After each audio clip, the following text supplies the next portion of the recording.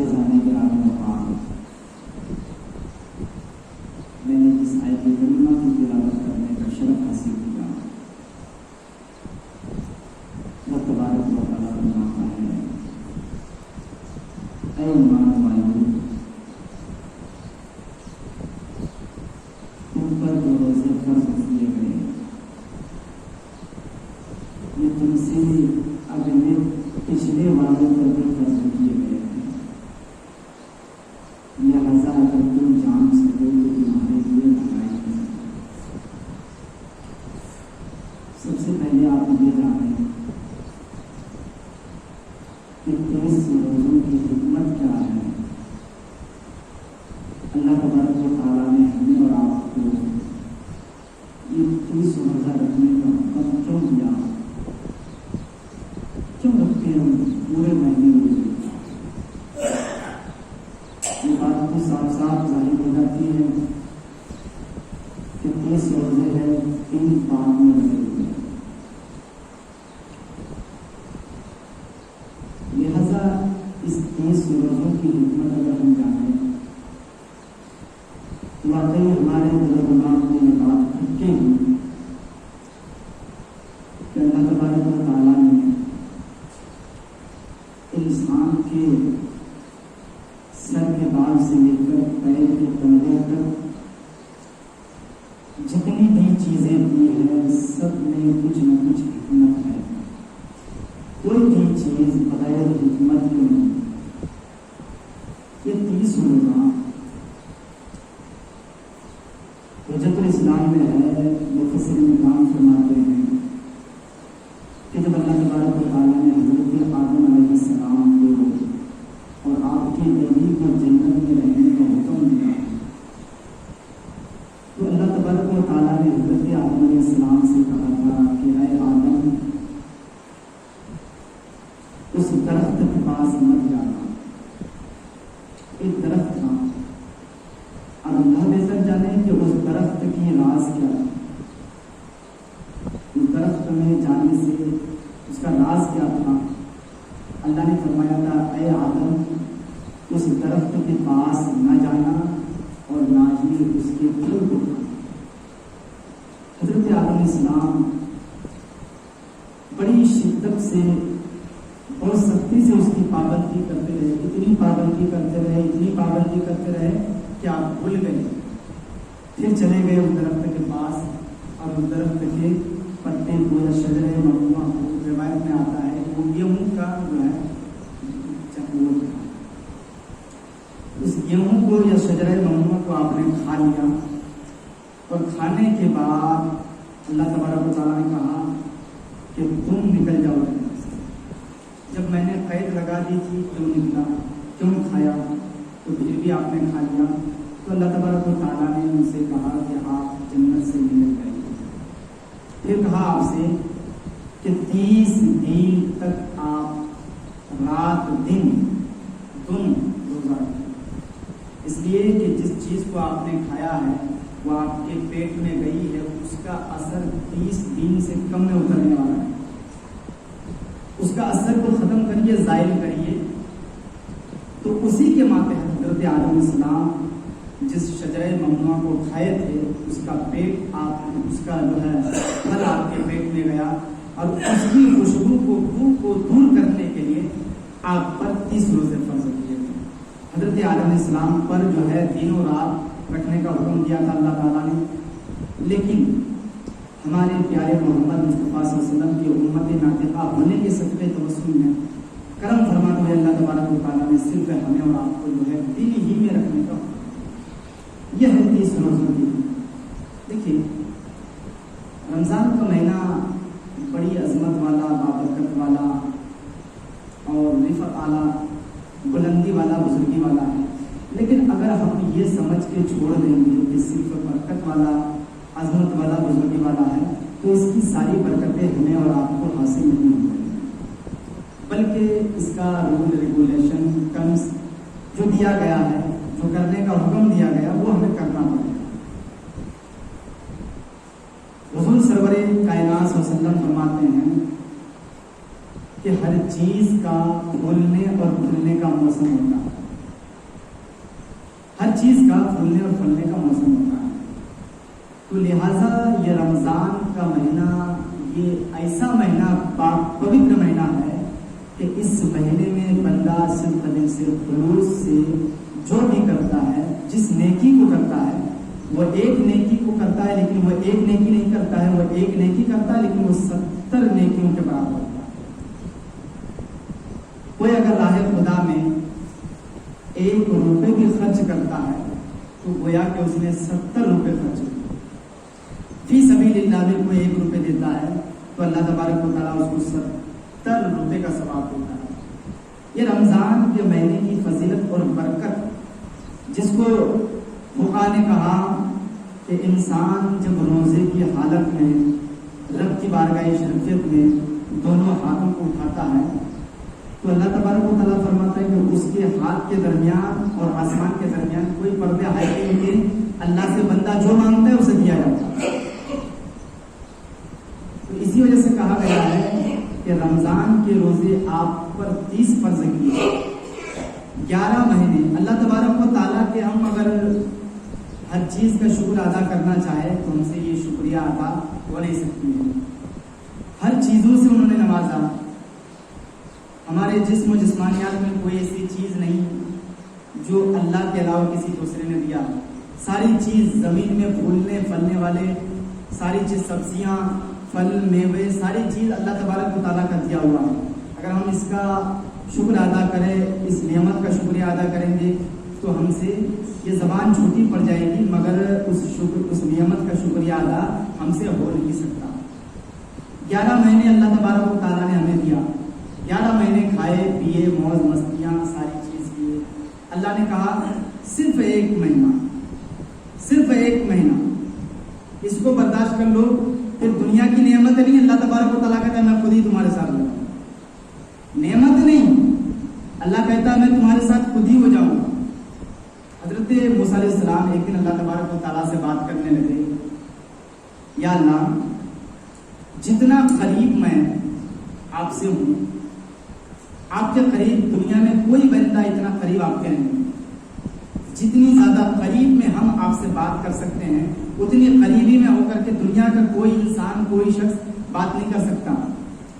تو اللہ تبارک و تعالیٰ نے کہا ہاں موسیٰ، مگر ایک بات یاد رکھنا کہ امت محمدیہ کی جب وہ قوم، جو حضور کی امت 30 روزے رکھیں گے 1 مہینے کے، تو یاد رکھنا کہ جب وہ روزے رکھتے ہوئے افطاری کریں گے اور افطاری کے وقت مجھ پر 3 مرتبہ درود پڑھیں گے، سمجھنا اے موسیٰ تیرے اور میرے درمیان تو 70,000 پردے کا حائل ہے، لیکن بندہ جب مجھے یاد کرے گا، میرے محبوب پر درود پڑے گا، ایک پردے کا بھی حائل نہیں ہوگا، اس کے قریب میں ہوگا. یہ ہے روزے کی فضیلت. حضرت موسیٰ علیہ السلام کتنے قریبی تھے. موسیٰ نے کہہ دیا کہ اللہ تیرے اور میرے درمیان جتنی قریبی میں ہم آپ سے بات کر سکتے ہیں کوئی نہیں کر سکتا. لیکن اللہ نے کہا کہ جو بندہ افطاری کے وقت افطاری کر کے 3 مرتبہ میرے محبوب پر درود پڑے گا، موسیٰ تیرے اور میرے درمیان 70,000 پردے کا فاصلہ ہے لیکن اس کے درمیان ایک بھی پردے کا نہیں رہے گا، اتنے قریب ہو جاؤ. رمضان کا روزہ اس کی تاکید آئی ہے کہ کوئی بھی انسان اس کو بلا عذر، بلا شبہ، بغیر کوئی شدت کے، درد کے نہ چھوڑے. اس کا عذاب بھی بہت سختی سے آئی ہے. حضور پرنور سرور کائنات صلی اللہ علیہ وسلم ایک مرتبہ سو رہے تھے. ان کے خواب میں 2 آدمی آیا. ذرا غور سے سنیے. ان کے پاس ان کے خواب میں 2 آدمی آیا اور آپ کو لے کے گئے ایک پہاڑ کے اوپر، دشوار گزار بہت بڑے پہاڑ میں. جب آپ پہاڑ کے بیچوں بیچ گئے تو وہاں سے سختی سے آوازیں آ رہی تھی، چیخنے اور چلانے کی. پھر آپ قریب گئے تو دیکھے کہ لوگوں کی آواز اتنی شدت سے آ رہی ہے تو آپ کو پوچھنا پڑا. آپ نے کہا یہ کون لوگ ہیں، یہ آوازیں کس کی آ رہی ہے؟ تو آپ نے کہا یہ جہنمی کی آوازیں. پھر آپ کو اور قریب لے کے جایا گیا تو دیکھا کہ کچھ لوگوں کو جو ہے الٹا لٹکا دیا گیا. پھر آگے بڑھے تو دیکھے کہ کسی کے جبڑے پھاڑے جا رہے ہیں اور ان کے جبڑوں سے خون نکل رہا ہے. تو آپ نے فریاد کیا کہ یہ کون لوگ ہیں؟ تو بتایا گیا یہ وہ لوگ ہیں جو رمضان کے مہینے میں روزہ نہیں رکھا کرتے تھے، اسی وجہ سے ان کو جہنم کی آگ میں شدت و اختیار کے ساتھ انہیں کو جو ہے مبتلا کر دیا گیا۔ یہ ہے جہنم کی عذاب جو ہے عذاب۔ ایک مرتبہ حضرت مولا علی قبرستان میں گزرے مردوں کی زیارت کرنے کے لیے، تو مردوں کی زیارت کرنے کے لیے گئے، دیکھا کیا ہوا کہ ایک تازہ قبر پر آپ کی نظر پڑی، تو آپ کے دل میں خواہش ہوئی کہ یہ قبر تو ابھی 2 3 دن 4 دن کی ہے، ذرا اس قبر کے مردے کی حالات میں پوچھوں، آپ کے دل میں خواہش ہوئی، تو اللہ تبارک و تعالیٰ نے آپ کی وہ خواہش پوری کر دی۔ لہٰذا اللہ سے دعا کی، اے اللہ اس قبر والے کی حالت میں ذرا پوچھوں، یہ میری دعا کو قبول فرمانا۔ اللہ نے آپ کی دعا کو قبول فرمایا۔ تو دیکھیں کہ حضرت علی اور اس قبر کے درمیان جتنے پردے تھے سارے ختم ہو گئے۔ تو آپ دیکھ رہے ہیں کہ اس مرد کے قبر میں عذاب ہو رہا، عذاب ہو رہا۔ تو مردہ زبان حال سے کہہ رہا ہے، اے علی کیا دیکھ رہے ہو؟ میں عذاب قبر میں مبتلا ہوں، اللہ سے دعا کراؤ اور مجھے بخشش کراؤ، میری بخشش کراؤ۔ تو غیب سے آواز آئی، اے علی اس کی بخشش تم نہ کرنا، اس کے لیے دعا مت کرنا۔ تو فرمایا گیا، یا اللہ ایسا کیوں؟ حضرت علی کہنے لگے، یا اللہ ایسا کیوں، اس کے لیے میں دعا نہ کروں؟ تو آواز آئی کہ یہ وہ انسان ہے جو رمضان کے مہینے میں روزہ نہیں رکھتا تھا، اگر کبھی بھولے بٹکے سے ایک آدھ روزہ رکھ بھی لیتا تھا تو گناہوں سے نہیں بچتا تھا، اس کے لیے بخشش کی دعا مت کرنا۔ تو حضرت علی کہنے لگے، یا اللہ اس بندے نے میرے پاس امید لے کر کے کہا ہے، اے علی مجھے بخشوا دے، یا اللہ مجھے اس بندے کے سامنے رسوا مت فرمانا، میری دعا کو قبول فرما۔ تو پھر آواز آئی، اے علی تم میرے محبوب کے محبوب ہو، اس لیے میں نے اس کو بخش دیا، ورنہ ایسے لوگ بخشنے کے قابل نہیں ہیں۔ اگر کوئی روزہ نہیں رکھتا ہے تو کوئی پریشانیاں مجبوریاں ہوں گی، تو بعد میں اس کی قضا بھی ہے، اور اس کا مسئلہ اگر سنیں گے آپ تو کہیں گے کہ کیا ہے، بتائیے مسئلہ کیا ہے؟ اگر رمضان کے مہینے میں میرے پاس 8-10 سوال بھی آئے ہیں، انشاءاللہ میں اگلے جمعے میں اس کو بیان بھی کروں گا، کیونکہ ابھی زکوٰۃ کا مسئلہ بھی مجھے بیان کرنا ہے۔ تو رمضان کے مسائل میں ایسا ہے، کوئی انسان اگر جان بوجھ کر روزہ چھوڑ دے، جان بوجھ کر مطلب کہ کیا ہے، اسے بھوک بھی نہیں تھی، شدت بھی نہیں تھی، کچھ بھی نہیں تھا، مگر جان بوجھ کر اگر کوئی چھوڑ دے تو اس کے لیے 60 روزے کا کفارہ، 60 روزے کا کفارہ، اور نہیں تو پھر 60 مسکینوں کو پیٹ بھر کھانا کھلاؤ۔ یا میں تقریر نہیں کر رہا ہوں، یہ مسئلہ بتا رہا ہوں، جو آپ بڑے بڑے علماء سے پوچھتے ہیں وہ بتا رہا ہوں۔ 60 مسکینوں کو کھانا کھلاؤ یا پھر 60 روزے رکھو۔ اگر ایک روزہ چھوڑ دیا تو آپ نے جان بوجھ کر، اور 60 مسکین کو کھانا کھلانا کب ہے؟ جب آپ کی حیثیت نہیں ہے، آپ کی استطاعت نہیں ہے کہ میں روزہ رکھ نہیں سکتا، اگر روزہ رکھوں گا تو گر جاؤں گا، جان جانے کا بھی اندیشہ ہو سکتا ہے، خطرے میں آنے کا اندیشہ ہو سکتا ہے، تو اس کے لیے تاکید آئی ہے کہ آپ نہیں رکھ سکتے ہیں تو 60 مسکینوں کو کھانا کھلائیں۔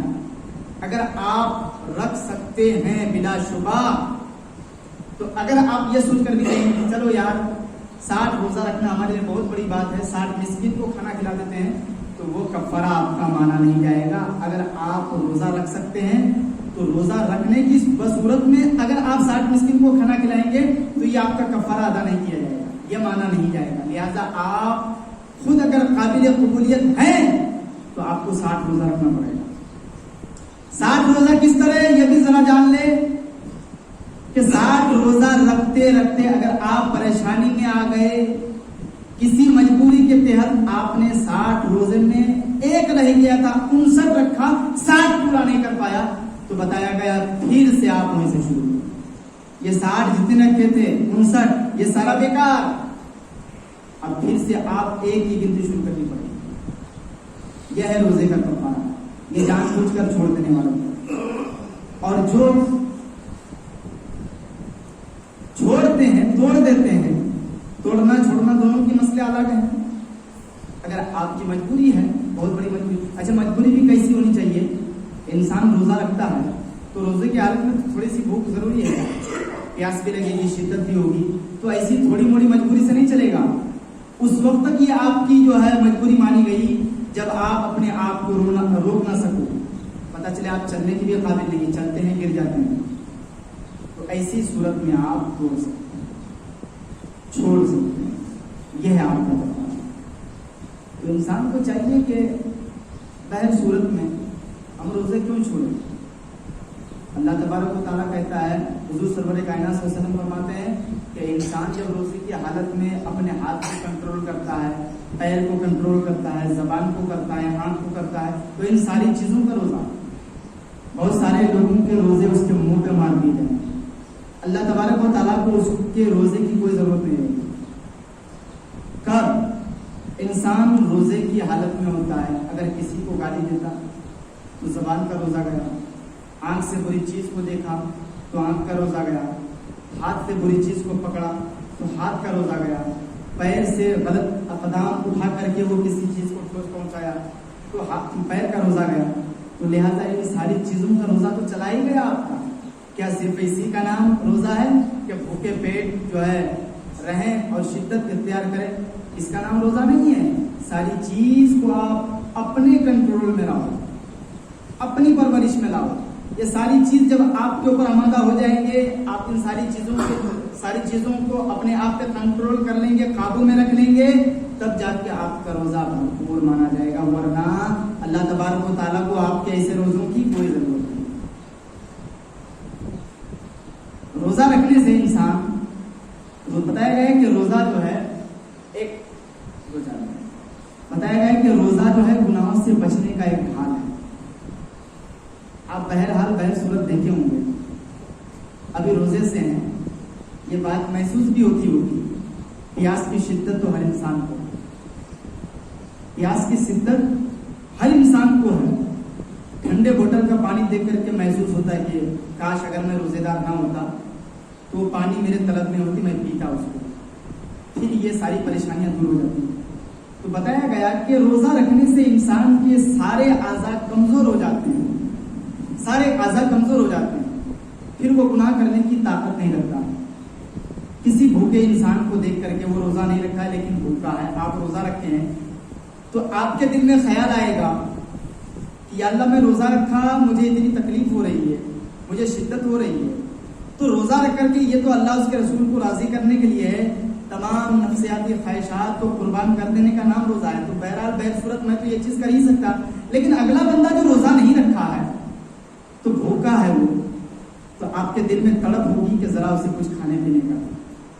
اور یہ اکثر و بیشتر یہ میرے ساتھ ہوا ہے کہ جب مجھے بہت زیادہ ابھی بھی شدت ہے، پانی کا باٹل دیکھتا ہوں تو جو لوگ روزہ نہیں رکھتا اس کو کہنے کی خواہش ہوتی ہے، یار تم روزہ نہیں رکھا ہے، ذرا پی لے اس پانی کو، اس کے پینے سے میرے دل میں تسکین ہوتی ہے، سکون ملتا ہے۔ تو اللہ تبارک و تعالیٰ نے کہہ دیا ہے کہ جب روزے کی حالت میں بندہ ہوتا ہے تو اس کے گناہ ایسے جھڑتے ہیں جیسے درخت سے پتے جھڑتے ہیں۔ تو اللہ تبارک و تعالیٰ نے ہر چیز سے آپ کو آگاہ کر دیا۔ جو انسان اس مہینے کے 30 روزے رکھیں گے، اللہ تبارک و تعالیٰ کو وہی منہ دکھانے کے قابل، ورنہ جو بلا فضول چھوڑ دیا تب تو پھر مارے گھٹنا پھوٹے سر بولا یہاں کا نام آتا۔ تمام لوگوں سے میری گزارش یہی ہے کہ روزے کو نہ چھوڑیں، روزہ رکھیں۔ حدیث میں آیا ہے کہ جو انسان رمضان کے مہینے کا ایک روزہ چھوڑ دیتا ہے، پھر وہ پوری زندگی روزہ چھوڑ دے، روزہ رکھے، تو وہ پوری زندگی اس کا روزہ رکھنا یہ ایک روزے کے مقابلے میں نہیں آ سکتا۔ پوری زندگی روزہ رکھنا ایک روزہ رمضان کے چھوڑنے میں، وہ پوری زندگی کا روزہ ایک روزے کا مقابلہ نہیں کر سکتا ہے۔ تو آپ سوچ سکتے ہیں کہ اللہ تبارک و تعالیٰ کے نزدیک، ہم انسانوں کے نزدیک کتنی بڑی عظمت، رفت، بلندی والا مہینہ ہے، سوچیں آپ۔ وآخر دعوانا الحمدللہ۔